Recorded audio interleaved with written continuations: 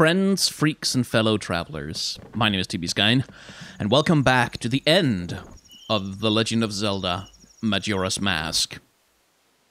And, yeah, it took me a while, but I finally finished it. I wanted to have this done so long ago, but I just kept falling out of the habit of playing the game, I guess. Which is something that happens with this game quite a lot. I have started and ended so many runs through this game you don't even know. And as I've talked about before, it's because this game it doesn't inspire fun feelings in me. Like, it's not a game that's fun in the sense that Ocarina of Time or other games are fun. It's a game that deals with a bunch of difficult stuff, and because my brain is always running around in the circles that kind of form the premise of my channels, which is I'm always thinking about theme and story and idea and art direction and all that stuff. And because Majora's Mask has so much darkness in it, not in a bad way, I have trouble going back to it and enjoying it in the same way. It's more of a chore in a good way. It's like a nice cathartic experience. So thank you very much for joining me on this trip as I try to kill time until the Festival of Time finally starts up. And thanks for watching the videos and being excited when the thing came back. I'm glad of that. And thank you for the feedback on the editing that I started doing on the videos. That's very helpful as well. And, you know, thanks for coming along for the ride. In this final episode, we will finally... I'll start going through and try to give, like, a coherent thesis as to what I think this game is about. Like, I think I've deferred that conversation a lot of times over the course of the game, because, like, no, we need a little bit more context, we need a little more details, but now we're here, and now we can actually start talking about what the game is really about. Starting with, I suppose, well, Skull Kid. Once we get to him in about 10 in-game minutes, which should be about 12, 13 real-world seconds.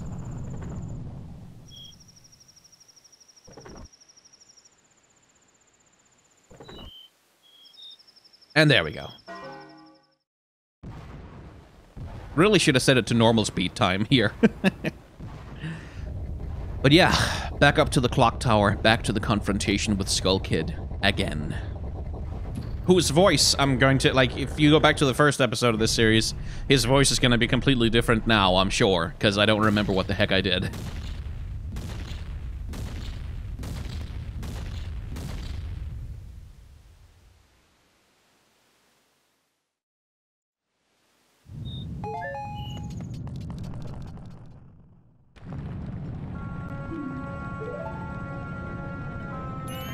Says...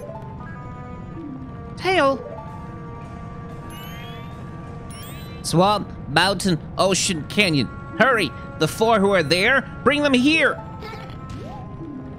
Don't speak out of line, stupid fairy! That's it. I won't let things go the way you expect them to. Which is a different line from last time. Well, whatever. Even if they were to come now, they wouldn't be able to handle me. Just look above you. If it's something that can be stopped, you just try to stop it.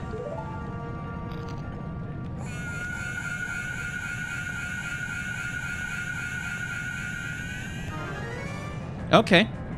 I will. Once I remember how the song goes. Nope.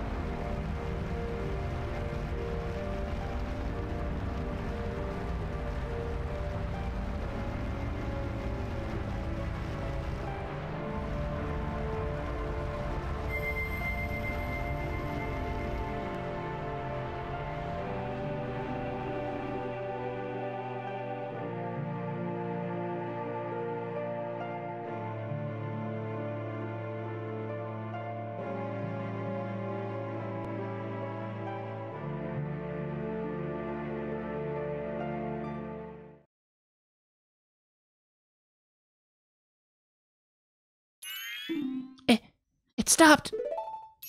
We did it! It stopped! Zeus! Hail! Good, we made it in time. The giant's call worked on the Skull Kid. Hey, Skull Kid, do you realize what you've been doing to everyone? Wait, Zeus, don't be so hard on the Skull Kid. Tail, why are you protecting him? Aren't you mad at him for hitting you so much? He was lonely, the Skull Kid. Yeah, but you still don't punch, you don't abuse people just because you're feeling miserable. Anyway, we'll get to the Skull Kid. He was trying to destroy everything around him. That's not the same as a lonely child. We can't allow that. The power of the mask made him do it. It was too much for the Skull Kid to handle. It's because he doesn't know his place. On top of having a weak will and no strength of heart, he's a fool.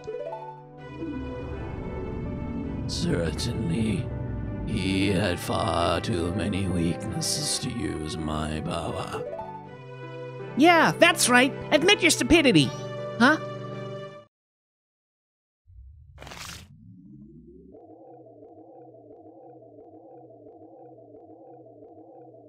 A puppet that can no longer be used as mere garbage. The puppet's role has just ended. Can't be. The moon!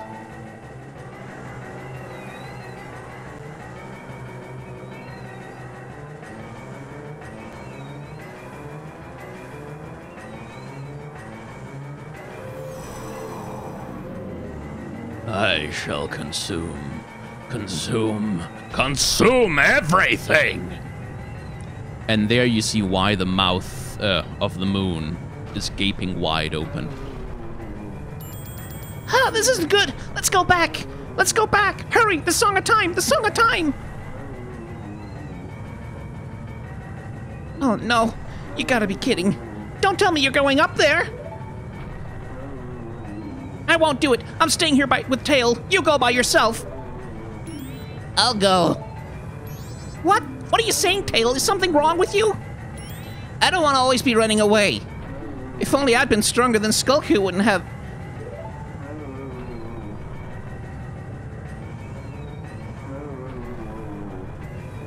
I understand. I'll go. After all this time, Tail, you've gotten really stubborn. Just like someone else I know. You guys are really stupid.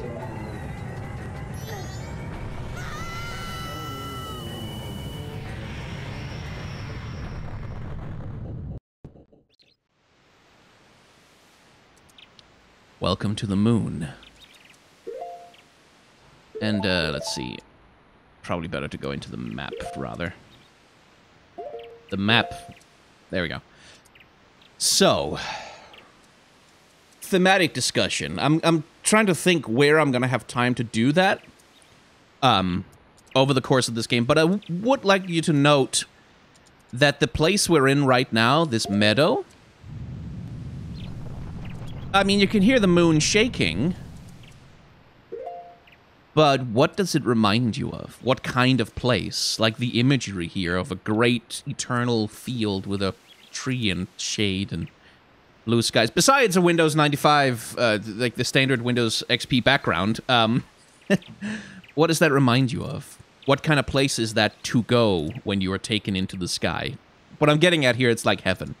And that's because, as perhaps you may know if you already know about Majora's Mask, one of the prevailing fan theories about this game is that it's a game where, like, the twist ending, secret twist ending that you can figure out if you use all the game theory clues that are hidden throughout the game is that Link is actually dead.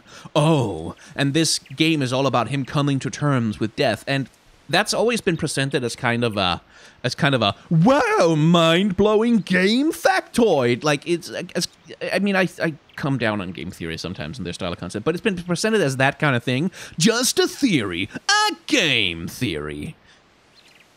But I take it a little bit, like, I think it's true, but I don't think it's true in that kind of sixth sense, I see dead people, he was dead the whole time, plot twisty Bruce Willis kind of way. I don't think it's like this secret mind-blowing revelation thing.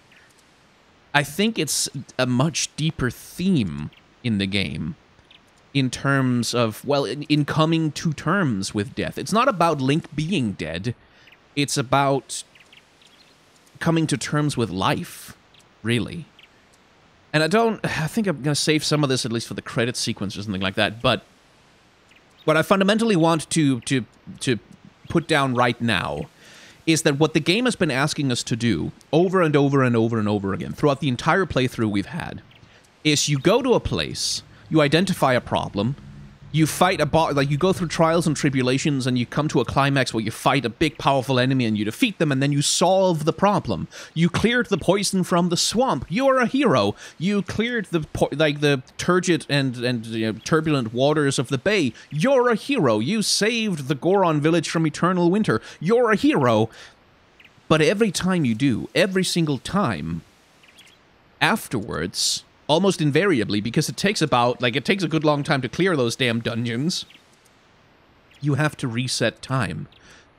So every time you get an accomplishment, every time you fix a problem, and we saw this in the last episode with that extremely long 3-day spanning side quest where we finally get to have Anju and Cathay say their wedding vows together and like do this whole romantic tragedy thing of the two lovers choosing to stay together. We get to the end of that, and then the game asks us to let go of it. Go through all of that emotional drama of him like trying to come to terms with, I've been cursed and turned into a child, but I make this promise to the woman I love, and I'll fulfill it even if it means like my own end and her having so much faith in him that she stays to face her death in Clocktown rather than run away. Like, all of that, you get to the end of it, and you get your reward, and then let go. Go back. Play the Song of Time, and you are no longer a hero. You have no longer unpoisoned the swamp. You have no longer unfucked the bay. You have no longer stopped the endless winter. You have no longer brought the two separated lovers together. None of it. All of it is gone. Let go of it. And it asks you to do this over and over and over and over and over and over and over again. It's the whole gameplay loop is about achieving something and then letting go of it. And the only thing you can do in Majora's Mask, the only thing that truly lasts, is improve yourself. Like, you can gain better weapons and better tools and better skills and better abilities, and you can increase your heart count and your magic meter, and you can gain protections. Like, all of that you can take with you. But you can't save everyone. And you can't fix everything, because there isn't enough time. The game was programmed that way. It is physically impossible to complete every side quest in the game, to clear every dungeon, and then go and finish the thing. And being a hero in all 4 regions and having solved all the side quests. I'm sure some speedrunner has figured out how to do it, I don't know. But that's like, for any average player who plays this, that simply isn't possible. You can't. It cannot be done. And therein lies the theme. Therein lies the lesson. You can't fix everything. You can't save everyone. You can't always be a hero. You can't always be at the center of everything. Everything can't always be about you. Not every problem has to have you come along and solve it. You get to do a few things with the time that you're given in Termina. A few things. One of them is what we're doing right now. You stop the moon from falling down. You save the land. And then nobody knows it. That's it. Like, you get to do the one thing that matters the most, which is to save everything and everyone. But you can't do everything. Some things you just have to let go of. And that's what we're about to do also, in a sense of the word. If it wasn't for the rumbling reminding us that there's still stuff to be done, this wouldn't be such a bad place to stop a journey, would it?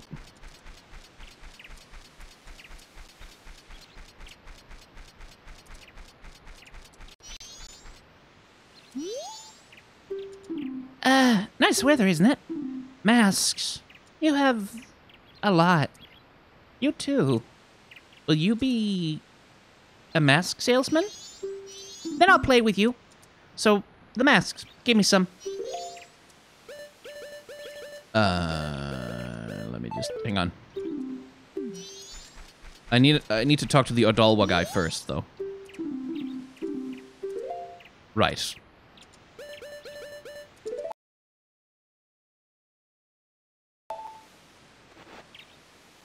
Thanks. You're the nicest person, aren't you? Hide and seek, let's play. All right, I'll hide.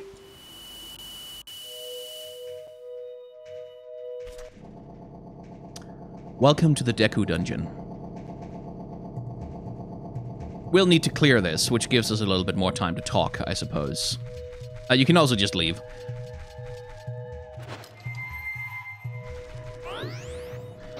So, I talked extensively about how the game keeps asking you to let go. To let go of your accomplishments. To let go of like, the things that you've done and the things that you've achieved. To let go of... Oh, I'm gonna fall down. Yeah. To let go of being a hero.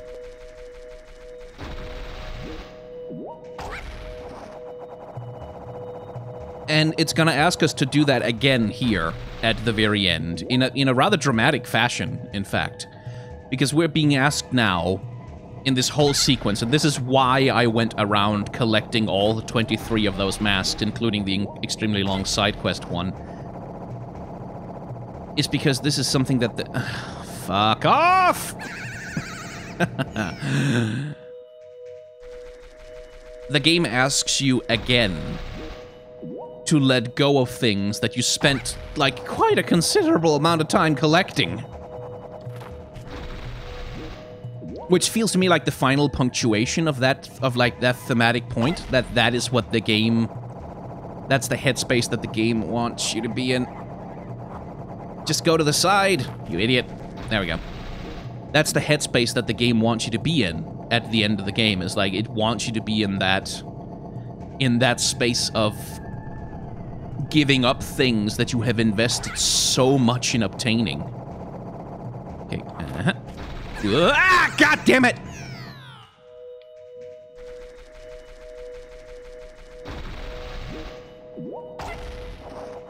And of course, there's also that little reference at the end where he says, will you too become a happy mask salesman? Like, much like the person who set us on this whole thing.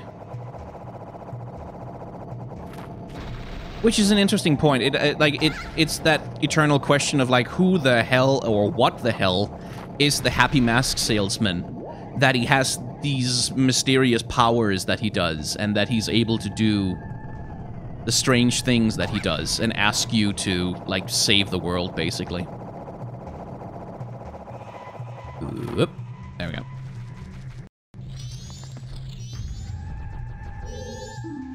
That mask, take it off. You found me. Hey, I want more masks. Thanks, you're nice.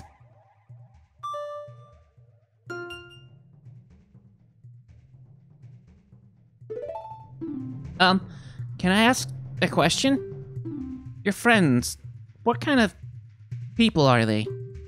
I wonder, do those people think of you as a friend? Good question, isn't it?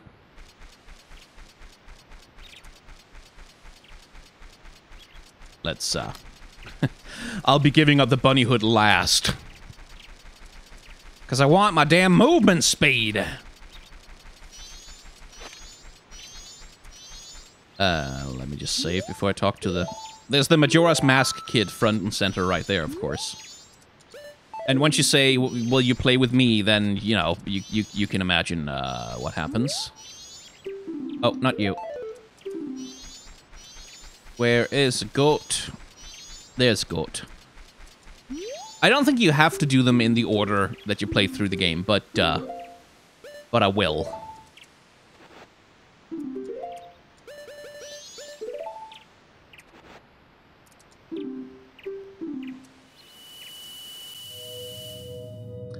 And here's the Goron Dungeon. They're little mini challenges, obviously.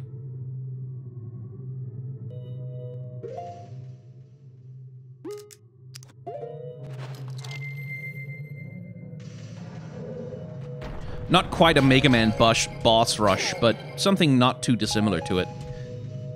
Okay, here we go.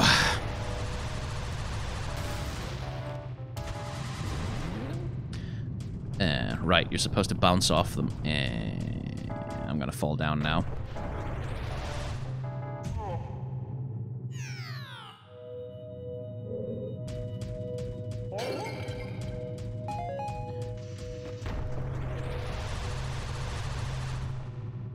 Oh, come on! How was that not enough run-up?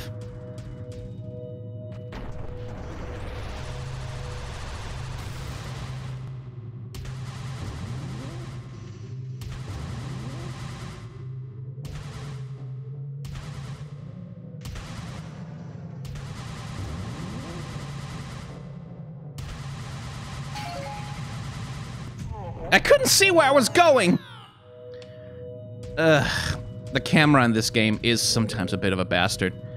As I talked about before, it seems to have a thing where if you so much as touch the right analog stick, which would be the circle pad stick, I suppose, yeah,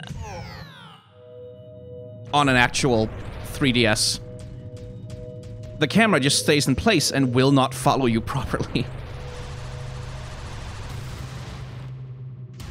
But yeah, these dungeons are basically little mini dungeons that are about...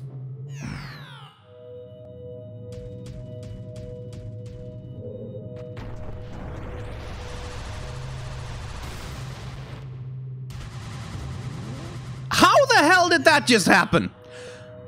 About challenging your mechanics with the transformation masks. And because I'm kind of bad at them, especially this bit, Link, would you please, for the love of God? They can take a little while.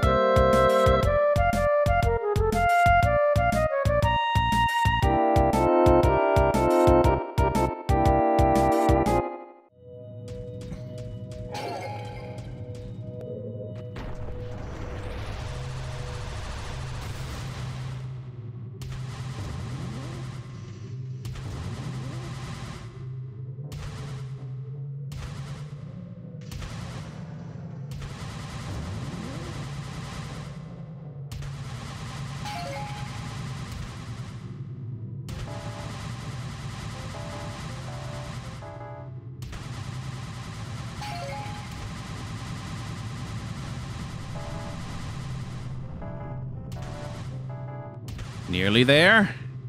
Just gotta hit this bounce. Ah! Ah! Whew. Oh, finally made it. To the heart piece. Not to the end of the track yet. That's still ahead. Oh, if I fall down here, I'm gonna be so mad.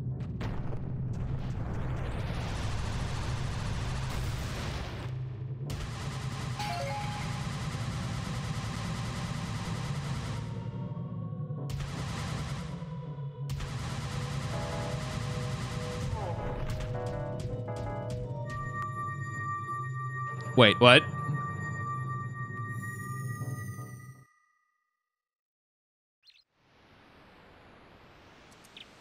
Wait just one stinking minute. No, no, no, no, no, no, no, no, no, no. No, no, no, no, no, no, no, no, no, no, no, no. Hang on. This game just sucker punched me.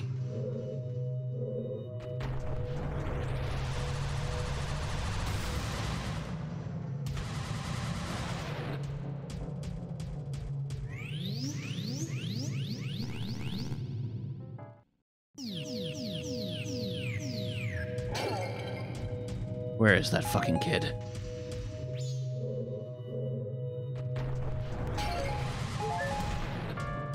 Okay. Alright, you little shit.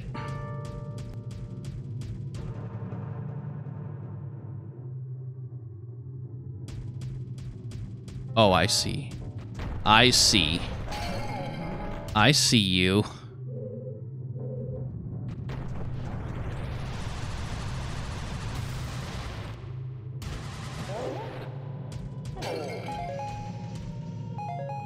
I see you. Ah!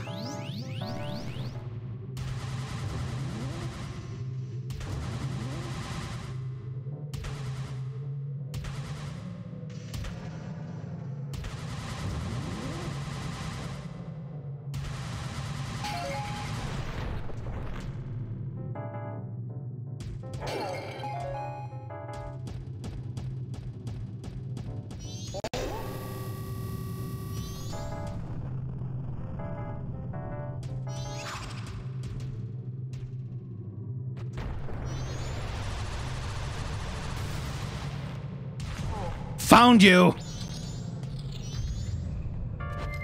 You little bastard.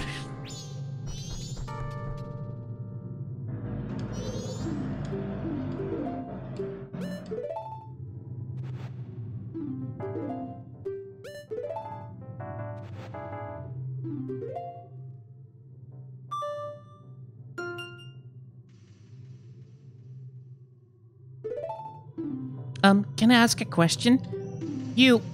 What makes you happy?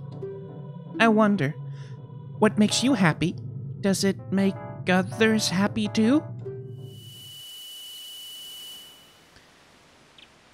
And again, note the cadence of those questions. Like, when in your life would you ask those kinds of questions? How do those questions relate to, you know, getting through an existence?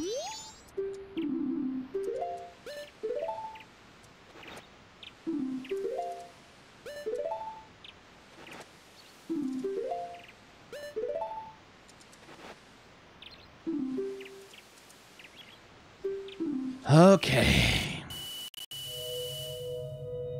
Time to be a Sora.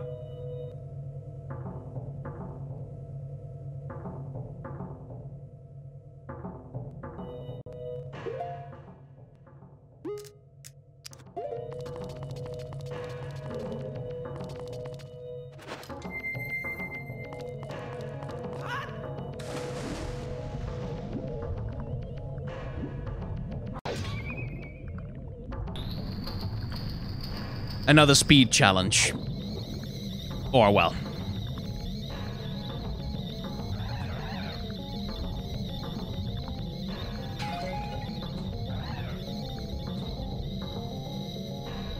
Damn it!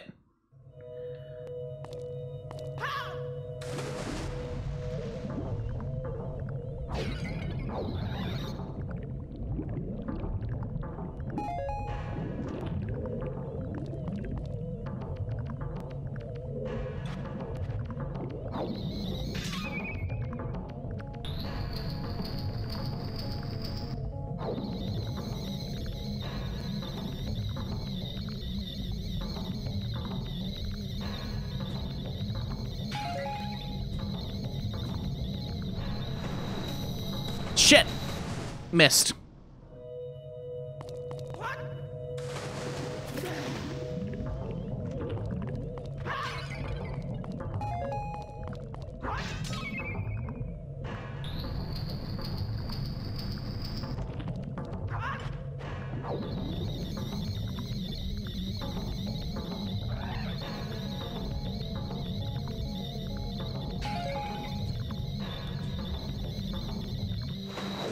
Got it.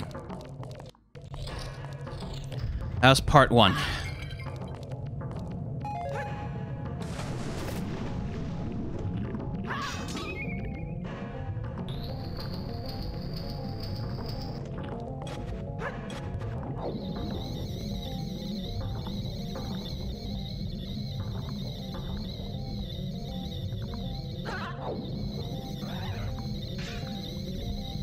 Let's try left first, see if that works.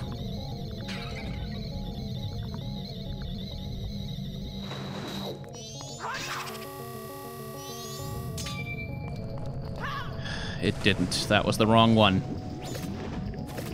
Here we go again. From the start.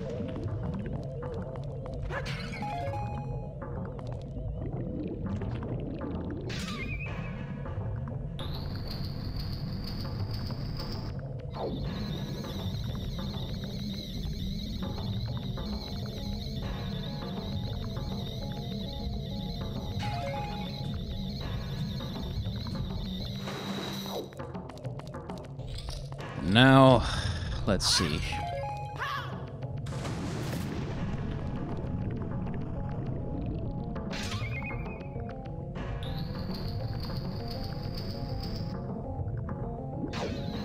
If I could remember which direction to go, that would be real nice, but I can't. Oh, it's the one with fish in it. God damn it. Okay.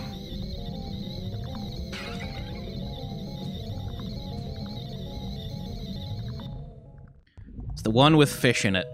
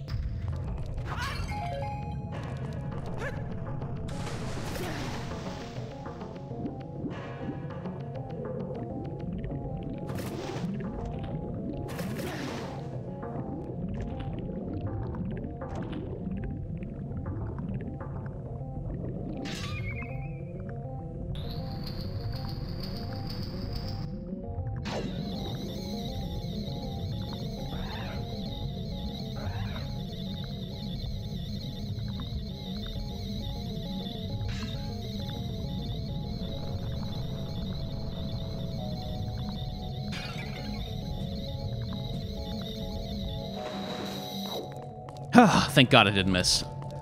Okay, it's the last one. Yes, hello, Mr. Motorcycle Man.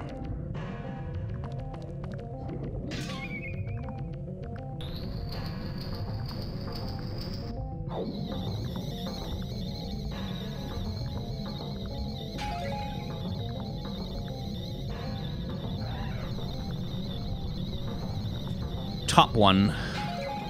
This should be right. Now, don't miss. Thank God.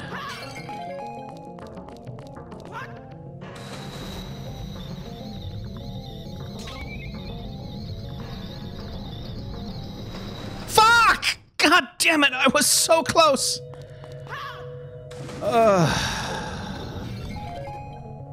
Cutting it closer than I'd like there.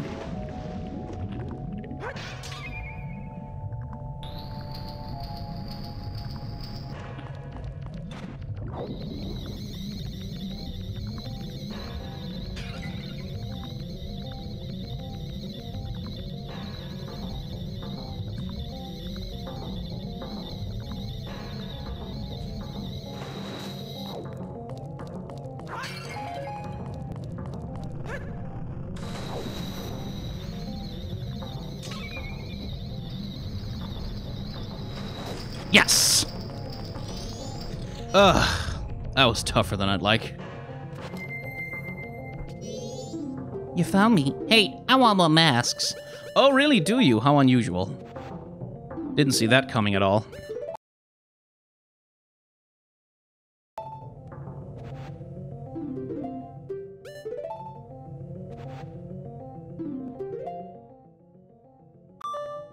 That's 3.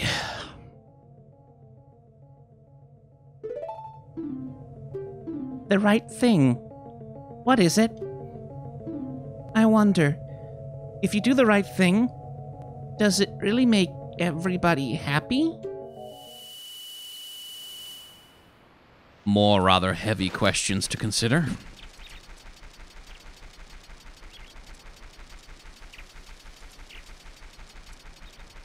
It's also one thing to notice is that now, for the first time in the entire game, we have time. We have time.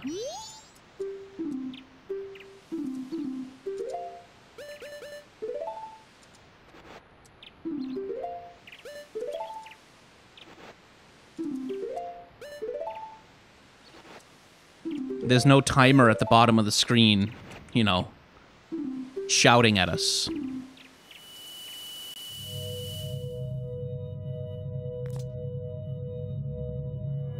It's no stress or pressure except that rumbling. The rumbling of the moon.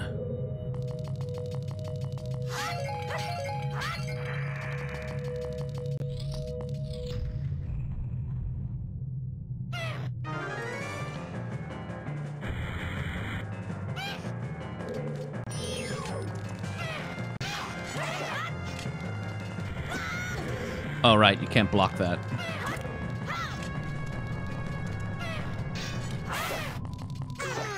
Fortunately, I have one of the most powerful swords in the game, so no problemo.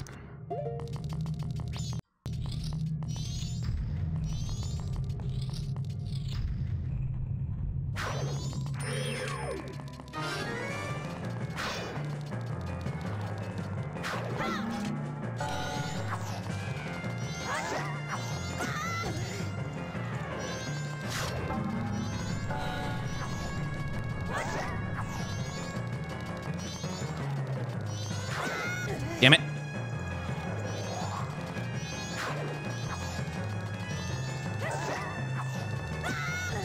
Damn it. There we go.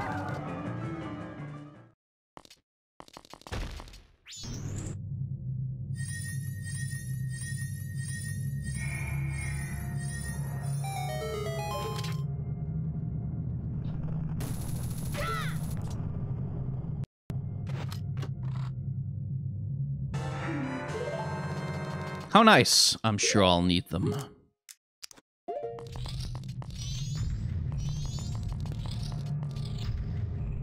Oh yeah, they're gonna come in handy here for sure.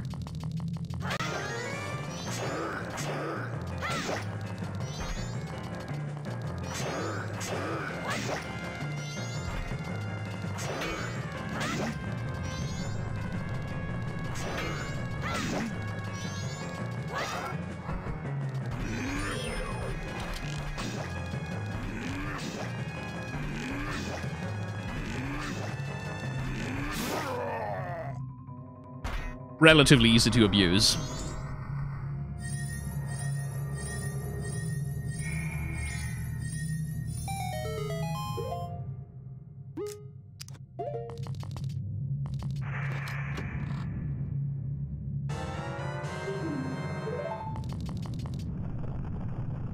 Now,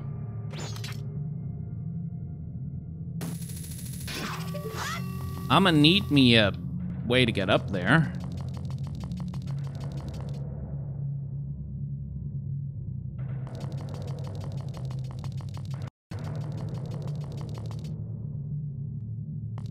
And I gotta say, I ain't seeing one.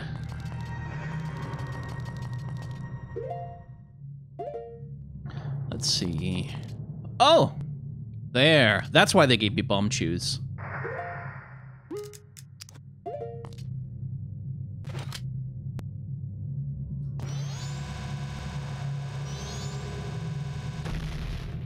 Wait a little longer. 2, 3.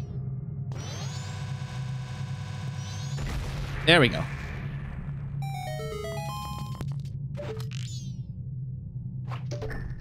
So, we've been through the Deku Dungeon, the Sora Dungeon, and the Goron Dungeon.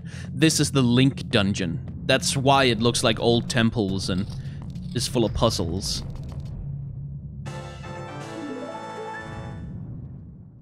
It's because it's the Link Dungeon. Now, let's see. What do we have in here, then?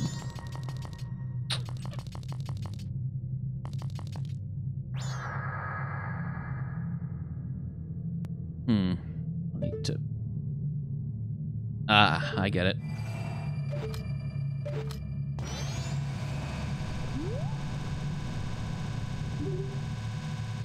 Okay, I'll need to wait a little longer.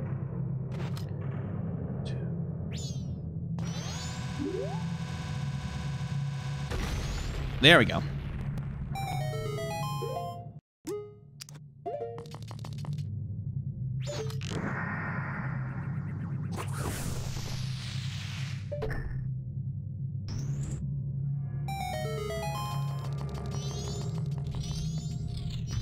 Found ya. And now, bye-bye to my last masks. Well, except the transformation masks.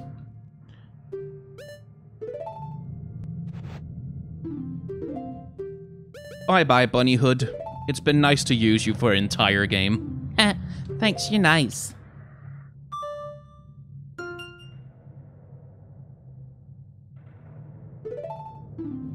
Can I ask a question? Your true face. What kind of face is it? I wonder. The face under the mask? Is that your true face? And therein lies the point of the mask metaphor in this game.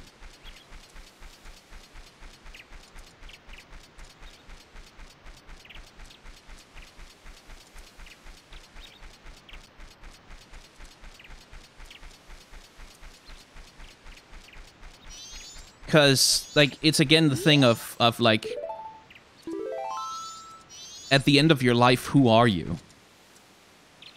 Like, because over the course of your life, you've worn many masks. You've been many people. Shut up, Moon, I'm trying to make a point. Like, we wear a lot of masks. We become a lot of different versions.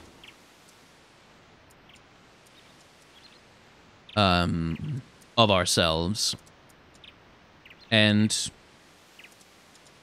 that's the question, isn't it? At the end of your life, like, underneath all of the personas you've put on over the course of the whole thing, who are you?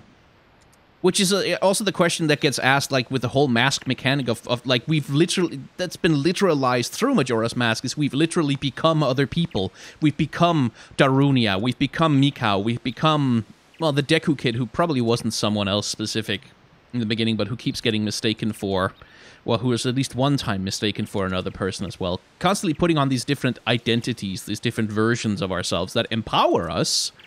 But there is that question of, like, when you get rid of all of it, all of the masks, what's left? What's left underneath? Anyway, I should probably have brought some fairies to this fight. All I have is empty bottles, but I'll just have to get good, I guess. Everyone has gone away, haven't they? By the way, notice that kid there. Notice that haircut? I am reasonably convinced that that's the Happy Mask Salesman model. Will you play with me? You don't have any masks left to share, do you? Well, let's do something else. Let's play good guys against bad guys. Yes, let's play that.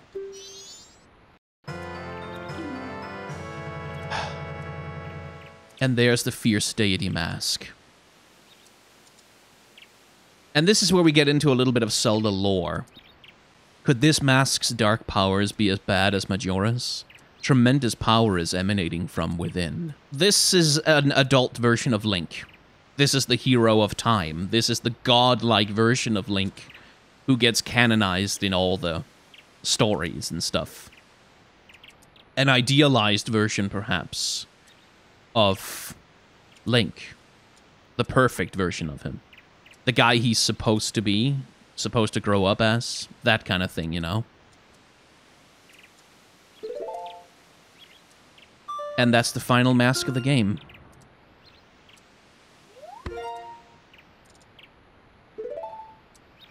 Are you ready? You're the bad guy, and when you're bad, you just run. That's fine, right? Well, shall we play?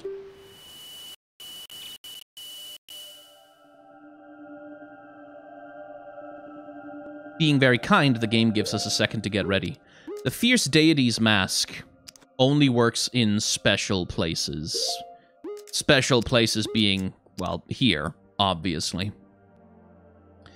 Let's see. I don't think I'll need that. It's not like bomb chews will do me any good, so... I'll just have... yeah.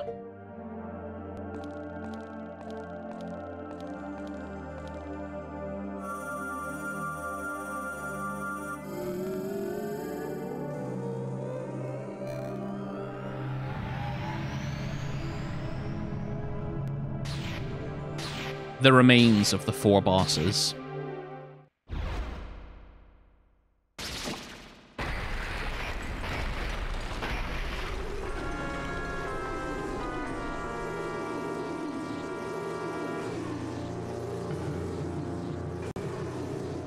Anyway, 2 can play at this game.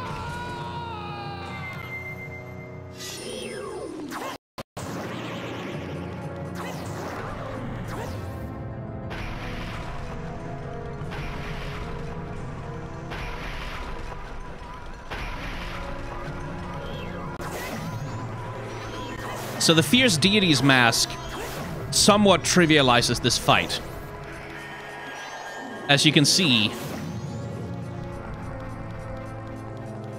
it's supposed to be kind of difficult to deal with the remains flying around, shooting energy at you.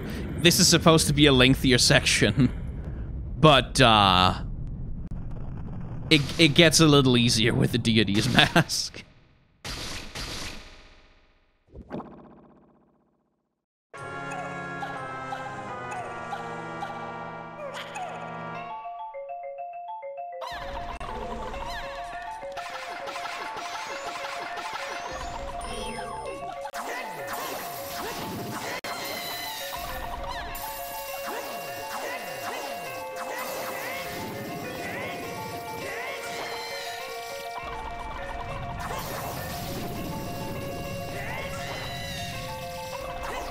Now, it does cost magic power to use those beams, so you can run out if you're being too aggressive. But yeah, this is supposed to be a much longer, much tougher fight. And it could be, like, if I hadn't used the Fierce Deity's Mask. Anyway, say hello to Majora.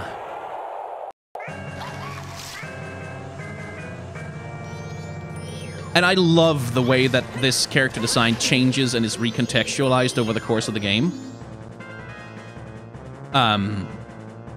Because you see, it turns from this just mask that's just floating in space, that's just flying around, it has these little tentacles coming off it, and then it grows these arms and legs and becomes more, it goes basically from an embryo to a full person.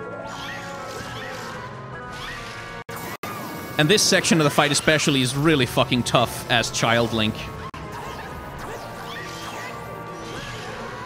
Because it's also kind of hard to aim his sword beams sometimes.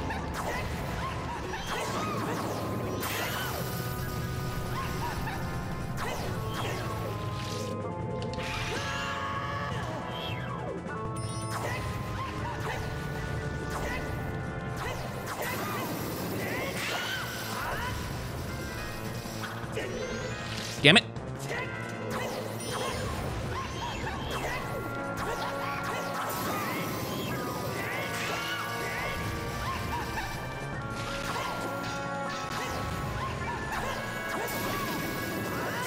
Gotcha. The character design keeps changing and sort of evolving, basically, into more and more awful versions of itself.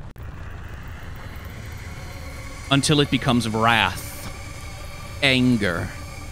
And not just, like, not really righteous anger, just anger that literally lashes out, with whips in this case, that just attacks and scorns and hurts and screams and mocks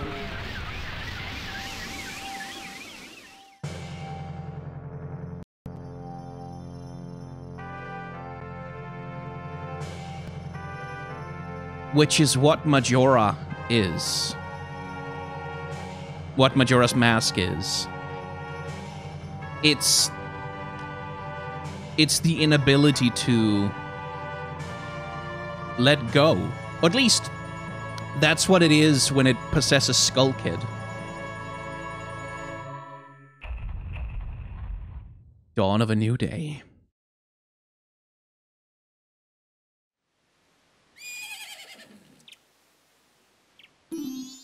Ah, he's awake!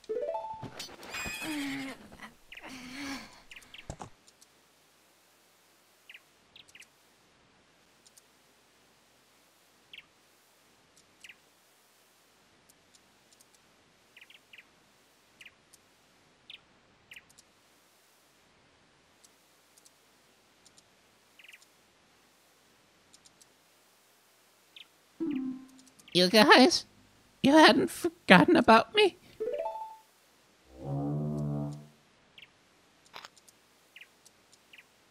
You still thought of me as a friend?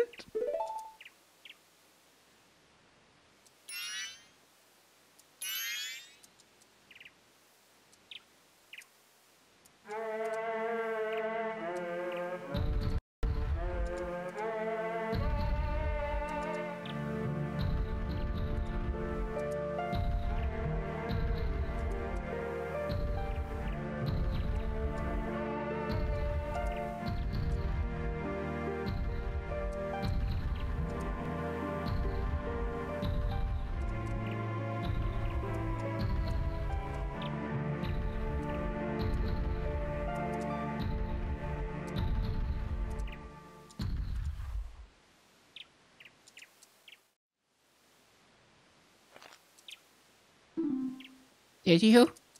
Did you save me? I thought they didn't want to be friends with me. But they hadn't forgotten about me. Friends are a nice thing to have. Could you be my friend too?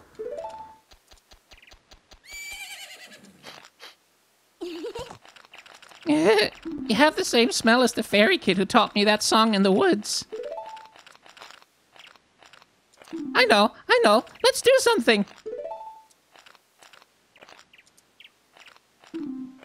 Oh, so the evil has lifted the mask after all.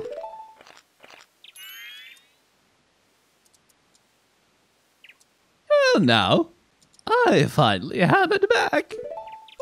Since I am in the midst of my travels, I must bid you farewell.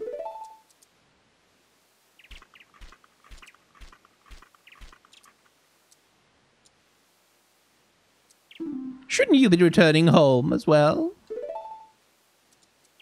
Whenever there's a meeting, a parting is sure to follow. However, that parting need not last forever. Whether a parting be forever or merely for a short time, that is up to you. With that, please excuse me. But, my, you sure have managed to make quite a number of people happy. Because that's collecting the masks, you know. The masks you have are filled with happiness. This is truly a good happiness.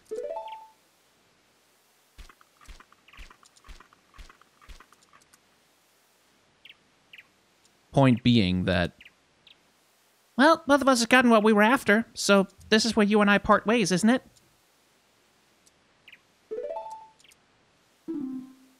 You know, it was kind of fun. Well, it's almost time for the carnival to begin. So, why don't you just leave and go about your business? The rest of us have a carnival to go to.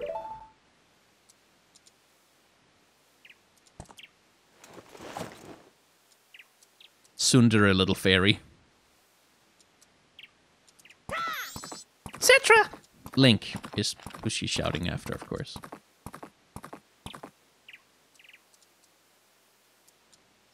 Thank you.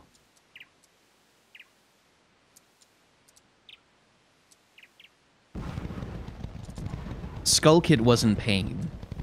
He thought he'd been forgotten and abandoned by his friends, so he lashed out, which is like, he's this mischievous little imp, as we get another lag bit. This mischievous little imp who causes trouble for people, to the point where he gets canonized into, like, local folklore, as we heard when we were read the stories from the old grandmother.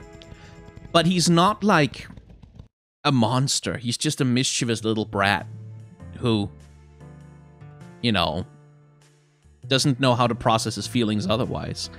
But with Majora's Mask, which is wrath, anger, like this chaos, this fucking...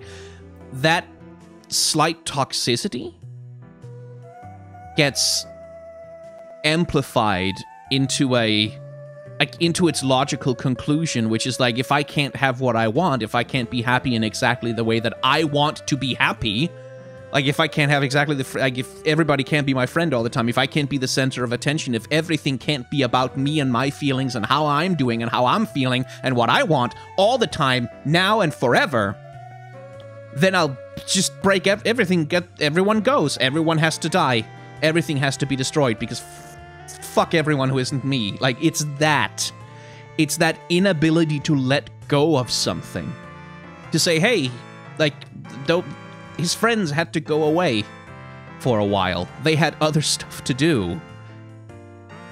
You kind of have to be able to let go and say, okay, well, their lives can't be about me. You know?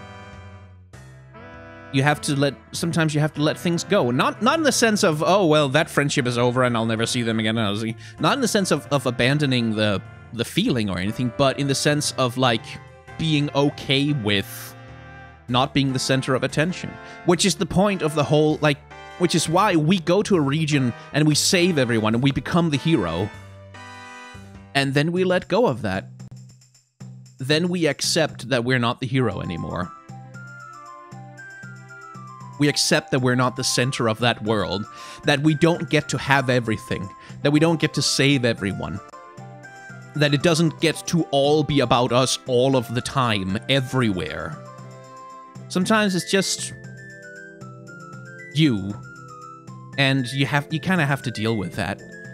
And that's, at least to me, that's the reading of Majora's Mask that's always stuck with me, that it's about that.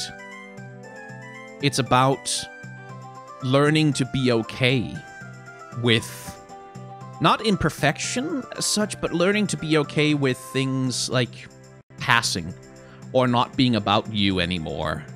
As the Happy Mask salesman himself says, you know, it's like when there's a meeting, there's sure to be a parting. You get to meet people and be their acquaintances for a while, but at some point, everyone you'll have to say goodbye to. Everyone. Whether because, well, I mean, maybe you die, maybe they do, but like everything and everyone ends.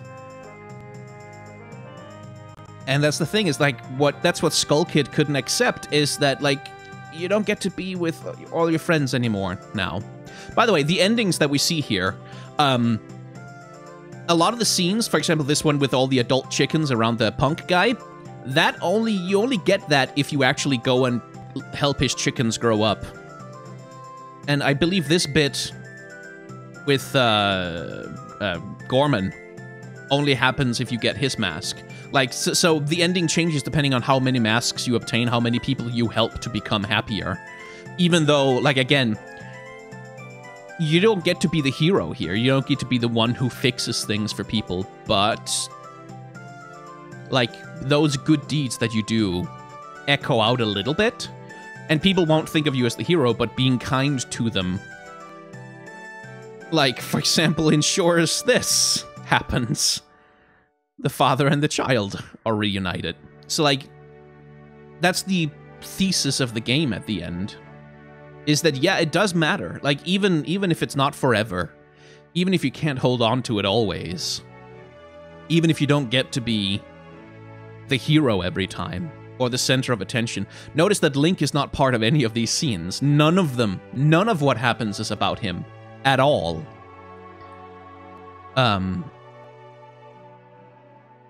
It still matters. Like, it's still...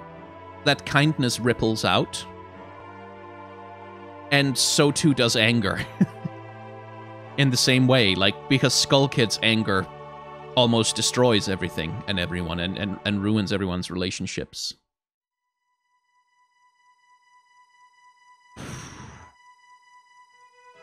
Yeah. That's the butler's kid there. He didn't get better.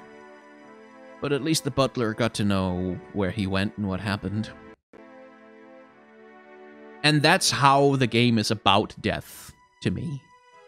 It's about, because that's the fact of life, is that there's always going to be stuff you don't get to do. There's going to be people that you don't get to meet. There's going to be accomplishments that you don't get to have. That's always going to be the case, forever. That's the nature of life. And the game is about learning to be okay with it. Learning to come to terms with it. That you are not everything and you are not forever. But that's okay. You don't have to be. You can just be, you know, a person. You can just be yourself. And that is enough. It's enough just to do the best you can. In this instance, the best we can being to save the entire world, but that's the metaphor creeping in there and sort of like...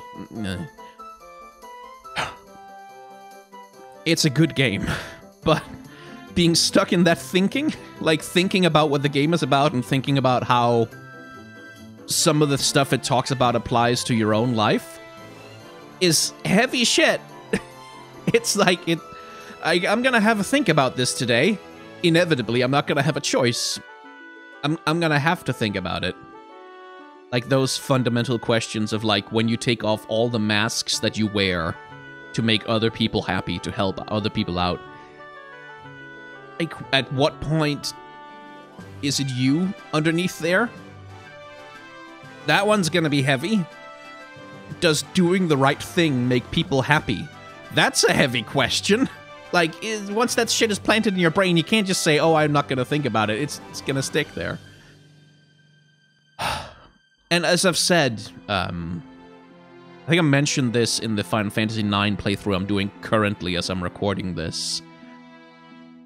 I have a lot of death anxiety, which is like pretty normal, some would say rather rational fear to have, the fear of death, and a very common one, but in the sense that I have a lot of deeply irrational but nonetheless very present anxiety about my health, about like having a heart attack all of a sudden and just dying, being gone, all of it, like, and so for me, this game which asks me to confront mortality, to confront the fact, the incontrovertible, undeniable fact that I am going to die, and I'm going to die without having done all the things I want to do, without having met all the people I'd like to meet, or helped everyone I want to help, or saved everyone I want to save, without being able to fix everything, even though I really want to fix everything I want to. I can't. And I never will, because that's not my job or my responsibility, and putting that on myself hurts, and I shouldn't do it. But I do it anyway. I want to be the hero, you know. And I ain't gonna be. That sucks to think about. That sucks to get stuck in. And it's also necessary. Like, it's a conversation I need to have with myself. Because it's the only thing that helps, is to actually say to myself, hey, actually, how about, you know, maybe we don't, maybe it's okay just to be you, Skyn. Maybe that's fine. Maybe that's more than plenty, actually. But it's a tough conversation to have with yourself. Which is why I don't play Majora's Mask very often, but when I do, I always end feeling like this.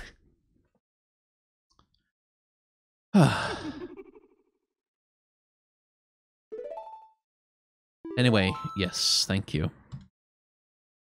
I'd like to save. Thank you very much for joining me for Legend of Zelda Majora's Mask. I'm gonna go lie down now, I think. Or maybe have some food. It's kind of late, actually.